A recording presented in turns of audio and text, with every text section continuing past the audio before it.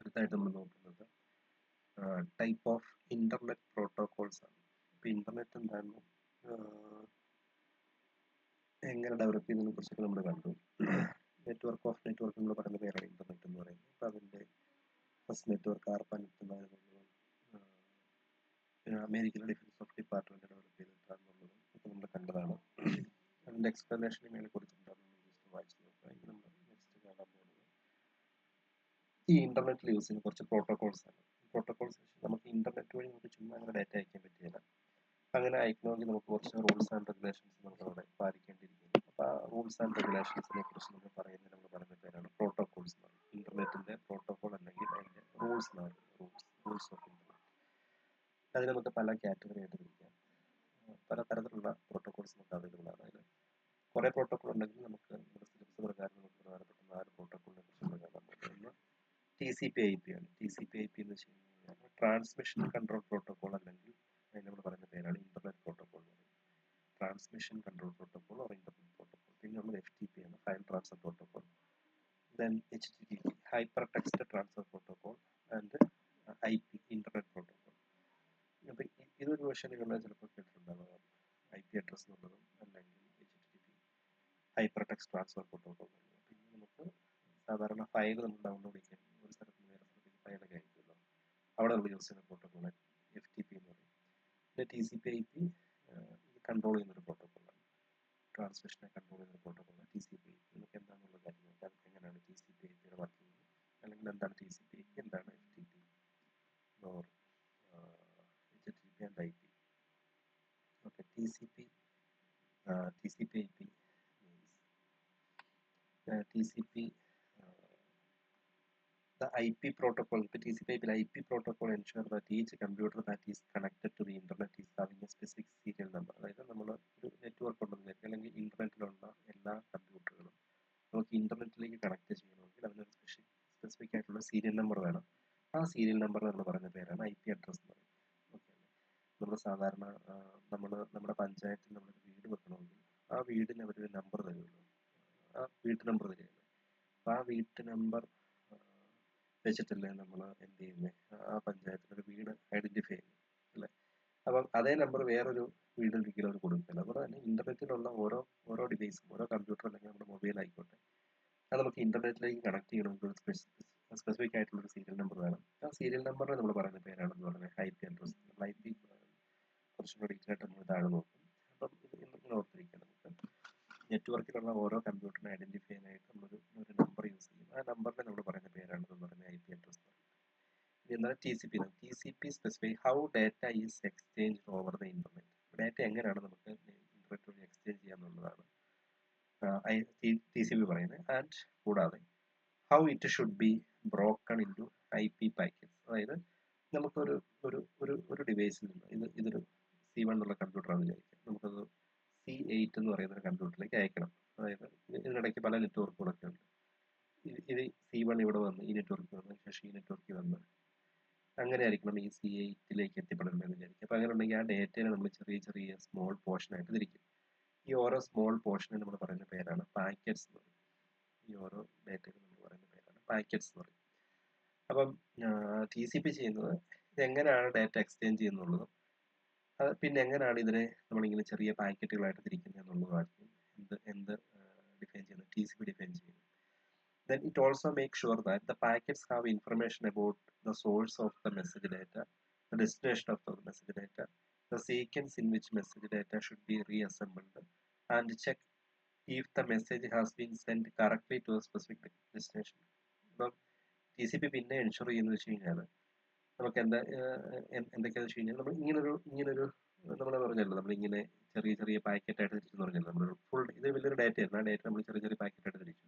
ഈ ഓരോ പാക്കറ്റിലും ഇത് എവിടുന്നാണ് വന്നതെന്നുള്ളതിന്റെ സോഴ്സ് ഇൻഫർമേഷൻ വേണം, source of the message data വേണം.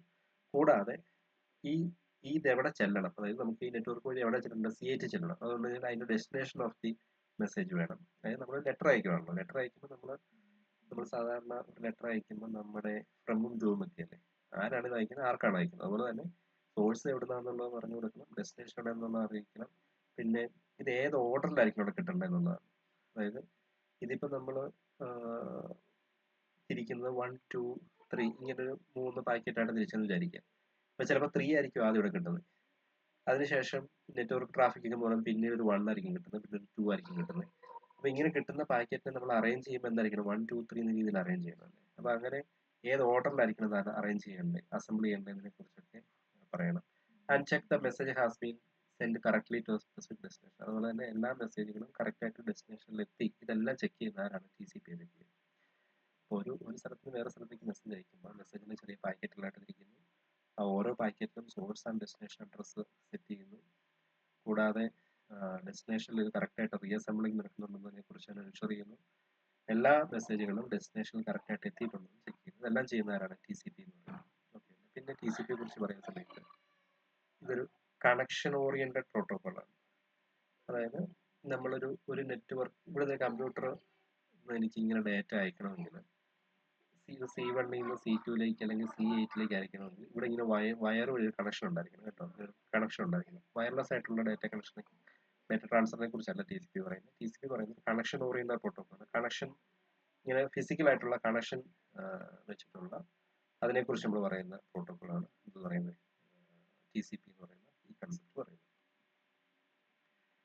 നോക്കട്ടെ, ഇത്തരം കാര്യങ്ങളാണ് നമുക്ക് TCP എന്ന പ്രോട്ടോക്കോൾ നമുക്ക് കാണാനുള്ളത്.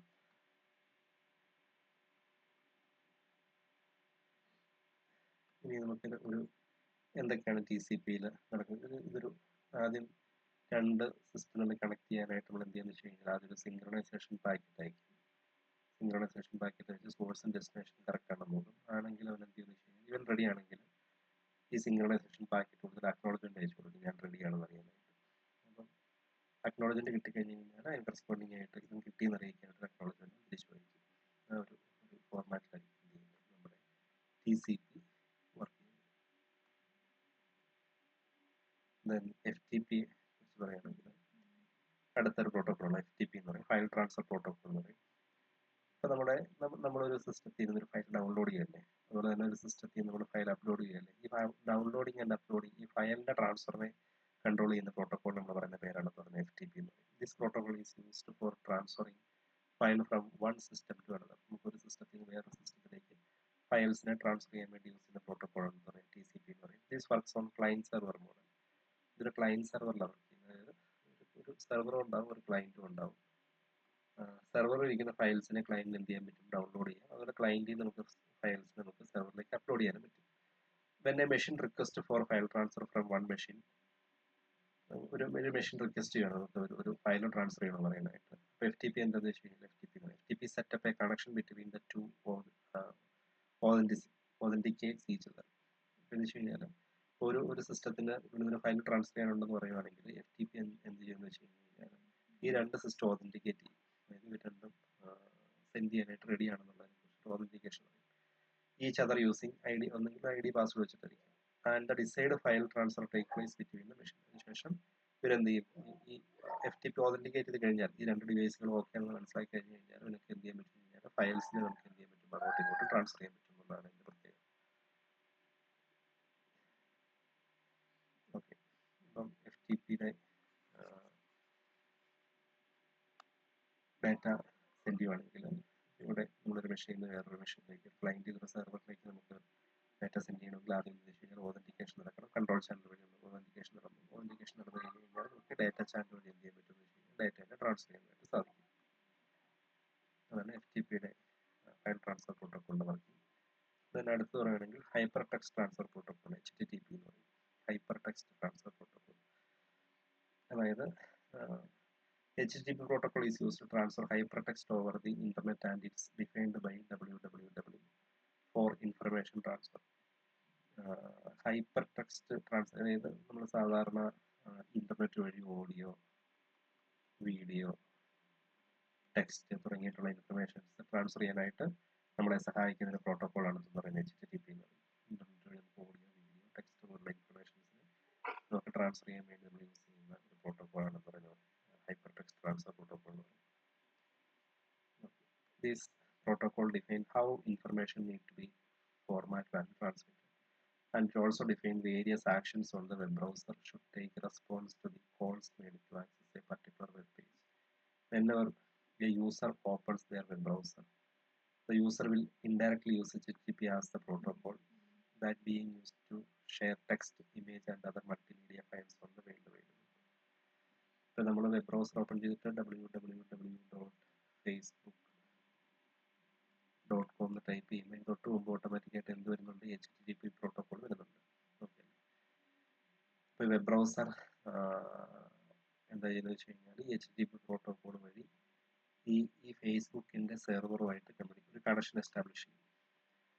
അങ്ങനെ കണക്ഷൻ എസ്റ്റാബ്ലിഷ് ചെയ്ത് കഴിഞ്ഞ് കഴിഞ്ഞാൽ നമ്മുടെ വെബ് ബ്രൗസറും ഈ സെർവറുമായിട്ട് എന്തൊക്കെ ഡേറ്റ ട്രാൻസ്ഫർ ചെയ്യാൻ പറ്റും? ടെക്സ്റ്റ് ട്രാൻസ്ഫർ ചെയ്യാം, ഇമേജ് ട്രാൻസ്ഫർ ചെയ്യാം, പിന്നെ എന്താണ് മൾട്ടിമീഡിയ ഫയൽസ് നമുക്ക് എന്ത് ചെയ്യാൻ പറ്റും? വേൾഡ് വൈഡ് വെബ് വഴി ട്രാൻസ്ഫർ ചെയ്യാനായിട്ട് സാധിക്കും എന്നുള്ളതാണ് HTTP പ്രോട്ടോകോളിൻ്റെ ഉപയോഗം.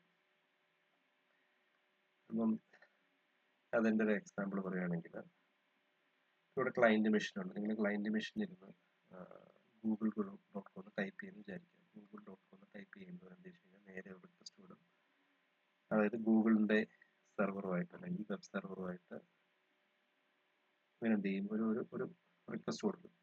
ഇവൻ റെഡി ആണെങ്കിൽ അതിന് കറസ്പോണ്ടിങ് ആയിട്ട് റെസ്പോൺസ് തരും. റെസ്പോൺസ് തന്നു കഴിഞ്ഞാൽ നമുക്ക് എന്ത് ചെയ്യാൻ പറ്റും? ഈ ഒരു കണക്ഷൻ എസ്റ്റാബ്ലിഷ് ചെയ്ത് കഴിഞ്ഞ് കഴിഞ്ഞാൽ നമുക്ക് അതിൽ എന്ത് ചെയ്യാൻ പറ്റും? ഇങ്ങനെയുള്ള ഇൻഫർമേഷൻസിനെ അതുവഴി നമുക്ക് എന്ത് ചെയ്യാൻ പറ്റും? ട്രാൻസ്ഫർ ചെയ്യാൻ പറ്റും എന്നുള്ളതാണ് HTTP പ്രോട്ടോകോളിൻ്റെ പ്രത്യേകത.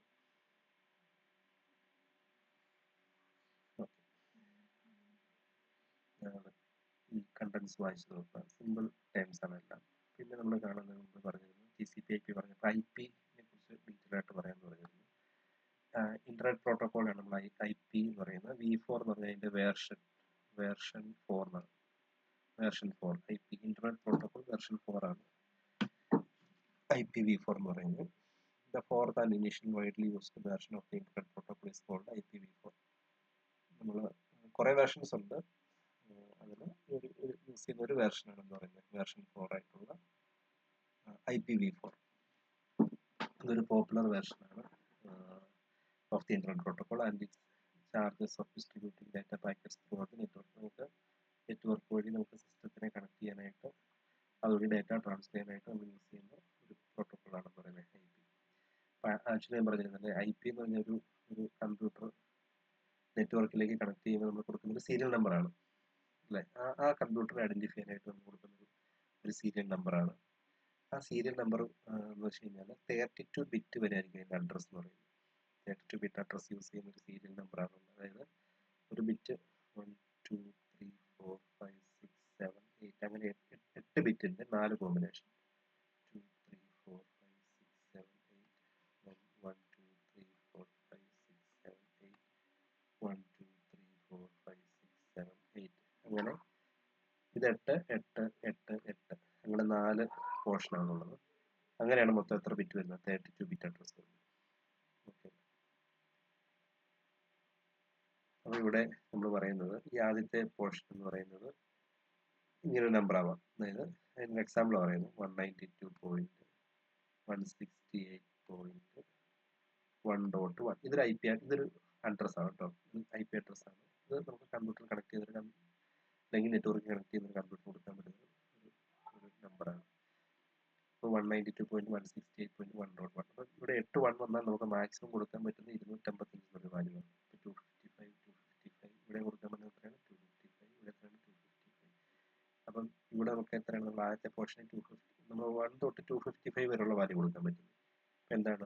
അവിടെ നമ്മൾ കൊടുത്തേക്കുന്നത് 192 ആണ്. ഇതിനിടയ്ക്കുള്ള ഒരു വാല്യൂ 168, ഇതിനിടയ്ക്കുള്ള വാല്യൂ 1, ഇതിനിടയ്ക്കുള്ള വാല്യൂ അല്ലെങ്കിൽ ഇതിൻ്റെ സ്റ്റാർട്ടിംഗ് വാല്യൂ 1. അങ്ങനെ എത്ര കോമ്പിനേഷൻ ഉണ്ടാക്കാന്ന് വെച്ച് കഴിഞ്ഞാൽ ഇത്രയും കോമ്പിനേഷൻസ് ഉള്ള നെറ്റ്വർക്ക് നമുക്ക് ഉണ്ടാക്കിയെടുക്കാം എന്നുള്ളതാണ്. ഇത്രയും IP അഡ്രസ് നമുക്ക് ഇത് വെച്ച് ഉണ്ടാക്കിയെടുക്കാൻ പറ്റും എന്നുള്ളതാണ് ഇതിൻ്റെ പ്രത്യേകത. നമ്മൾ കാണിച്ചു വയ്ക്കുന്നത് ഇനി ഈ 32 ബിറ്റ് IP അഡ്രസ് നമ്മൾ പ്രധാനമായിട്ടും നാല് ക്ലാസ് ആയിട്ട് തിരിച്ചിട്ടുണ്ട്. അതിൻ്റെ പേര് മാത്രം നിങ്ങൾ ഓർക്കുന്നതാണ്. ഇതിനകത്ത് അതിൻ്റെ ഡീറ്റെയിലിലേക്ക് നമുക്ക് പോകേണ്ട കാര്യമില്ല. IP-നെ പ്രധാനമായിട്ട് അതിൻ്റെ ഉപയോഗം അനുസരിച്ച് class A, class B, class C, പിന്നെയുള്ള ക്ലാസ് D, ഇതെല്ലാം നമ്മുടെ സാധാരണ കമ്പ്യൂട്ടറിൻ്റെ കമ്പ്യൂട്ടർ നെറ്റ്വർക്കിൽ യൂസ് ചെയ്യുന്നതാണ്. നമുക്ക് ഈ നെറ്റ്വർക്ക് ക്ലാസ് എയിലൊരു നെറ്റ്വർക്ക് ഉണ്ടാക്കാം, ക്ലാസ് ബിയിലൊരു നെറ്റ്വർക്ക് ഉണ്ടാക്കാം, ക്ലാസ് സിയിലൊരു നെറ്റ്വർക്ക് ഉണ്ടാക്കാം. പിന്നെ ഇതൊക്കെ എന്ന് വെച്ച് കഴിഞ്ഞാൽ അഡ്വാൻസ് ആയിട്ടുള്ള റിസർച്ച് പർപ്പസിനും മൾട്ടി കാസ്റ്റിങ്ങിനൊക്കെ വേണ്ടി യൂസ് ചെയ്യുന്നതാണ്. ഡി ആൻഡ് ഡി ഇത് നമ്മുടെ സാധാരണ ഒരു കമ്പ്യൂട്ടറിന് ഡിയിലും ഇയിലുള്ള ക്ലാസ്സിലുള്ള ഐ പി അഡ്രസ് കൊടുക്കാറില്ല. ബാക്കി ഈ ഒരു ക്ലാസ്സിലുള്ള ഐ പി അഡ്രസ്സിലാക്കി നമ്മൾ സാധാരണ കമ്പ്യൂട്ടറിന് കൊടുക്കാറുണ്ട്. അത്രയും കാര്യങ്ങൾ ജസ്റ്റ് ഒന്ന് ഓർത്തിരുന്നാൽ മതി. ദെൻ പിന്നെയുള്ള വെച്ചാൽ ഡൊമൈൻ നെയിം സിസ്റ്റമാണ്. അതായത് നമ്മൾ ഓരോ കമ്പ്യൂട്ടറുകൾക്ക് അല്ലെങ്കിൽ നമ്മൾ പറയുന്ന ഓരോ വെബ്സൈറ്റുകൾക്കും നമുക്ക് അതിനൊരു അഡ്രസ് ആയിരിക്കും ഉണ്ടാകും. ഒരു ഐ പി അഡ്രസ് facebook.com എന്ന് പറയുന്ന ആ ഒരു വെബ്സൈറ്റിന് അഡ്രസ് ആയിരിക്കും ഉണ്ടാകും. ഇപ്പം നമ്മൾ പറഞ്ഞ ഐ പി പോലത്തെ ഒരു ഐ പി അഡ്രസ് ആയിരിക്കും ഉണ്ടാകുന്നത്. നമുക്കതിങ്ങനെ അതെല്ലാത്തിൻ്റെ ഇങ്ങനെ ഓർത്തിരിക്കാൻ പറ്റില്ല. അപ്പം നമ്മൾ അങ്ങനെ അഡ്രസ്സിന് പകരമായിട്ട് നമ്മളിതിനെ ഐഡന്റിഫൈ ചെയ്യാനായിട്ട് നമ്മളൊരു നെയിം കൊടുക്കും. ആ നെയിമിനെ നമ്മൾ പറയുന്ന പേരാണെന്ന് പറഞ്ഞാൽ domain name system. The domain name system is like an internet's phone book. It helps to find website by translating easy to remember name. അതായത് നമ്മൾ ഒരു വെബ്സൈറ്റിനെ നമുക്ക് ഈസി ആയിട്ട് റിമെമ്പർ ചെയ്യാനായിട്ട് നമ്മൾ സാധാരണ ഒരു ഫിസിക്കൽ നെയിം കൊടുക്കാൻ പറ്റും. ആ നെയിമിനെ നമ്മൾ പറയുന്ന പേരാണ് ഡൊമൈൻ നെയിം എന്ന് പറയും. ഇത് ന്യൂമറിക്കൽ ഐ പി അഡ്രസ്. സാധാരണ ഇങ്ങനെ ഐ പി അഡ്രസ് ആയിരിക്കും അതിനുണ്ടാകുന്നത്. അതിന് പകരമായിട്ട് നമ്മൾ അതിനെ ഐഡന്റിഫൈ ആയിട്ട് നെയിം കൊടുക്കുന്നത് നമ്മൾ പറയുന്ന പേരാണെന്ന് പറയുന്നത് ഡൊമൈൻ നെയിം സിസ്റ്റം എന്ന് പറയും. Without DNS, you would have to remember long strings of numbers to visit your favorite website. അതായത് നമുക്ക് ഇങ്ങനെ DNS എന്ന് പറയുന്ന കൺസെപ്റ്റ് ഇല്ലായിരുന്നെങ്കിൽ google.com ടൈപ്പ് ചെയ്യുന്നതിന് പകരമായിട്ട് നമ്മൾ 192.191. എന്നൊക്കെ പറഞ്ഞ് ഇങ്ങനെ ഒരു ഡിജിറ്റ് ഓർത്തിരിക്കേണ്ടി വരും. ഓക്കെ അല്ലേ? ഇതായിരിക്കും ഇതല്ല, ഇങ്ങനെ ഒരു ഡിജിറ്റ് ആയിരിക്കും എന്ന് പറയുന്നത് ഗൂഗിളിന്റെ അഡ്രസ് എന്ന് പറയുന്നത്, അല്ലെങ്കിൽ ഐ പി അഡ്രസ് എന്ന് പറയുന്നത്. ഇത് ടൈപ്പ് ചെയ്ത് കൊടുത്താലേ നമുക്ക് ഗൂഗിളിൽ ലോഡ് ചെയ്യാൻ പറ്റുള്ളൂ. അപ്പം അങ്ങനെ എല്ലാത്തിനും നമുക്ക് ഓർത്തിരിക്കാം. സീക്വൻസ് ഓഫ് സ്ട്രിങ് ഓർത്തിരിക്കുക അല്ലെങ്കിൽ ന്യൂമറിക്കൽ ഇങ്ങനെയുള്ള നമ്പേഴ്സ് ഓർത്തിരിക്കുക എന്നുള്ളത് നമുക്ക് പാടാണ്. അതിന് പകരമായിട്ട് നമുക്കിതിനെ google.com ഗൂഗിൾ എന്ന് പറയുന്ന ഒരു പേര് വെച്ച് നമുക്ക് അതിനെ ഐഡന്റിഫൈ ചെയ്യാൻ പറ്റും. അതിന് നമ്മൾ പറയുന്ന പേരാണെന്ന് പറയുന്നത് ഡൊമൈൻ നെയിം സിസ്റ്റം, DNS എന്ന് പറയും. Domain name system.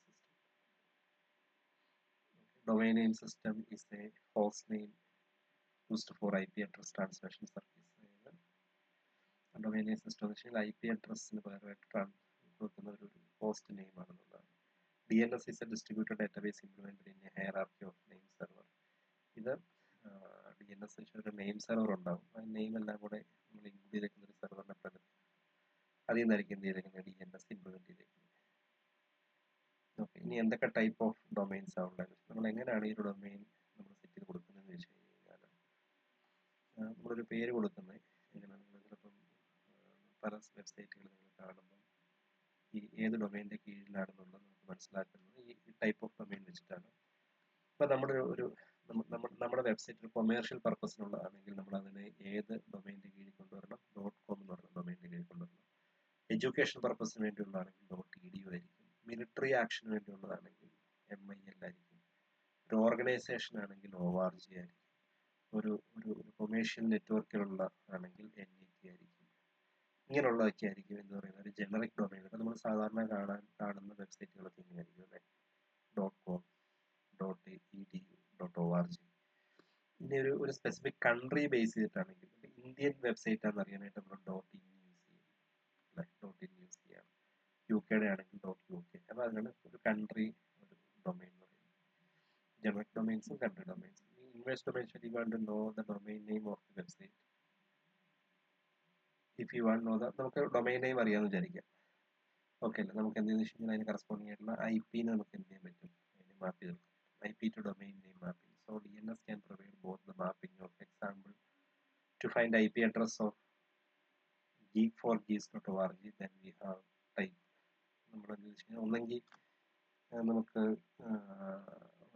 ഇതിൽ നിന്ന് geek4geeks എന്ന് പറയുന്ന വെബ്സൈറ്റിന്റെ IP നമുക്ക് കണ്ടുപിടിക്കാം, അല്ലെങ്കിൽ IP എന്ന് കറസ്പോണ്ടിങ് ആയിട്ട് എന്ത് ചെയ്യാൻ പറ്റും? അതിന്റെ ഡൊമൈൻ നെയിം വേണമെങ്കിൽ നമുക്ക് എടുക്കാനായിട്ട്. അപ്പോൾ ഇൻവേഴ്സ് ഡൊമൈൻ എന്ന് വെച്ച് കഴിഞ്ഞാൽ നമുക്ക് ഈ രണ്ട് സ്വിച്ചിങ് നടക്കും, മാപ്പിംഗ് നടക്കും.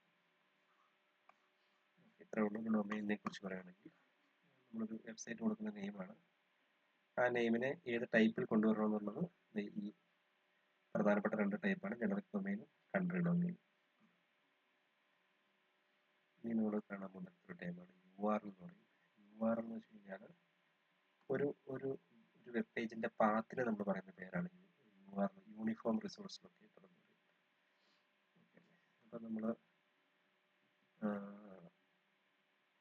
നിങ്ങൾ www.facebook.com/login അതിൻ്റെ ലോഗിൻ പേജ് ആണെങ്കിൽ login.php URL ആണ്. facebook.com-ന്റെ ലോഗിൻ പേജിലേക്കുള്ള പാത്ത്. ഇതിനെ നമ്മൾ പറയുന്ന പേരാണെന്ന് പറയുന്നത് URL എന്ന് പറയും, യൂണിഫോം റിസോഴ്സ് ലൊക്കേറ്റർ. ഇപ്പം നിങ്ങൾക്ക് സാധാരണ നമ്മളൊരു ഫിലിമൊക്കെ ഡൗൺലോഡ് ചെയ്യാനായിട്ട് ഒരു ലിങ്ക് അയക്കാനൊക്കെ നമ്മൾ പറയാം അല്ലേ. ടെലഗ്രാമിൽ അതിന് ഒരു ഫിലിം കണ്ടിട്ടുണ്ടെങ്കിൽ അല്ലെങ്കിൽ അങ്ങനെയുള്ള നമുക്ക് ഇവർ ഡൗൺലോഡ് ചെയ്യാനുള്ള ലിങ്കുകൾ അയച്ചു തരും. ആ ലിങ്കിന് നമ്മൾ പറയുന്ന പേരാണ് പറയുന്നത് URL എന്ന് പറയും, uniform resource locator. A URL is a uniform resource locator. It's a unique identifier that is contained by all the resources available on the internet. It can help to locate a particular resource due to its uniqueness. കാരണം ആ URL അതിന് മാത്രമേ കാണുള്ളൂ, അത് repeat ചെയ്യത്തില്ല. അതുകൊണ്ട് നമുക്ക് ഇനി അത് ക്ലിക്ക് ചെയ്താൽ അതിൻ്റെ ആ ഒരു യൂണീക്ക് ഡേറ്റയിലേക്ക് മാത്രമേ map ചെയ്യപ്പെടുള്ളൂ.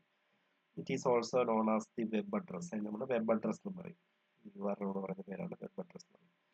A URL consists of different parts like നമുക്ക് URL-നകത്ത് പ്രോട്ടോകോൾ ഉണ്ടാവാം, ഡൊമൈൻ നെയിം ഉണ്ടാവാം, അങ്ങനെയുള്ള പല സാധനങ്ങളും ഉണ്ടാവാം. അതെല്ലാം കൂടി ചേർന്നാണ് ഇതെന്ന് പറയുന്നത് URL എന്ന് പറയുന്നത്. ഇവിടെ വെച്ചിട്ടാണെങ്കിൽ HTTP // എന്നായിരിക്കും. ഇതിനകത്ത് എന്തൊരു പ്രോട്ടോകോൾ ഉണ്ട്, ഡൊമൈൻ നെയിം ഉണ്ട്, അതിൻ്റെ എക്സ്റ്റൻഷൻ ഉണ്ടാവും, .html എക്സ്റ്റൻഷൻസ്, ഇങ്ങനെയുള്ള സാധനങ്ങളെല്ലാം ചേർന്നായിരിക്കും എന്ന് പറയുന്നത് URL. അത് ക്ലിക്ക് ചെയ്ത് കഴിഞ്ഞാൽ നമുക്ക് എന്ത് ചെയ്യാൻ പറ്റും, URL പ്രത്യേകം അതൊരു ക്ലിക്കബിൾ ആയിരിക്കും. ഇത് ക്ലിക്ക് ചെയ്താൽ ഒരു പർട്ടിക്കുലർ പേജിലേക്ക് റീഡയറക്റ്റ് ചെയ്യും. നമ്മൾ ആങ്കർ ടാഗ് ഒക്കെ പഠിച്ചതല്ലേ, നിങ്ങൾ ട്രാക്ക് ചെയ്ത് പോയില്ലേ. അപ്പം ഇനി structure of A URL. URL start with a protocol. നമ്മൾ സാധാരണ ഒരു അതിൻ്റെ സ്ട്രക്ചറിനെ കുറിച്ച് പറയുകയാണെങ്കിൽ ആ URL എപ്പോഴും സ്റ്റാർട്ട് ചെയ്യുന്നത് പ്രോട്ടോകോൾ ആയിരിക്കും. HTTP നമ്മൾ പ്രോട്ടോകോളിലായിരിക്കും അത് സ്റ്റാർട്ട് ചെയ്യുന്നത്. പിന്നെ എന്ന് വെച്ച് കഴിഞ്ഞാൽ അതിൻ്റെ പേരുണ്ടാവും, by the name of the resource that has been accessed. ആദ്യം പ്രോട്ടോകോൾ സ്റ്റാർട്ട് ചെയ്യും, പിന്നെ അതിൻ്റെ ഒരു നെയിം കാണും. URL also protocols as a primary access medium. പിന്നെ വെച്ച് കഴിഞ്ഞാൽ സബ് ഡൊമൈൻസ് ഉണ്ടാവാം, അതങ്ങനെ കണക്ട് ചെയ്ത് പോവാം. നമ്മൾ പല പേജുകൾ വിസിറ്റ് അനുസരിച്ച് ആ പേജിൻ്റെ പേരുകൾ വന്നുകൊണ്ടിരിക്കും.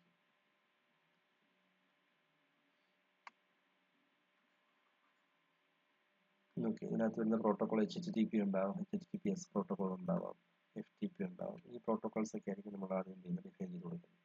ഇനി രണ്ട് തരത്തിലുള്ള URL ഉണ്ട്, ഒന്ന് അബ്സലൂട്ട് URL, ഒന്ന് റിലേറ്റീവ് URL. അബ്സലൂട്ട് URL വെച്ച് കഴിഞ്ഞാൽ ഇങ്ങനെ www.example.com/page1.html വെച്ച് കഴിഞ്ഞാൽ അതിൻ്റെ എല്ലാ ഫുൾ പാത്തുകളും, അതായത് സ്റ്റാർട്ടിങ് പ്രോട്ടോകോൾ തൊട്ട് അതിൻ്റെ എല്ലാ പാത്തുകളും ഇൻക്ലൂഡ് ചെയ്ത് നമ്മൾ പറയുന്നത് അബ്സലൂട്ട് URL എന്ന് പറയും.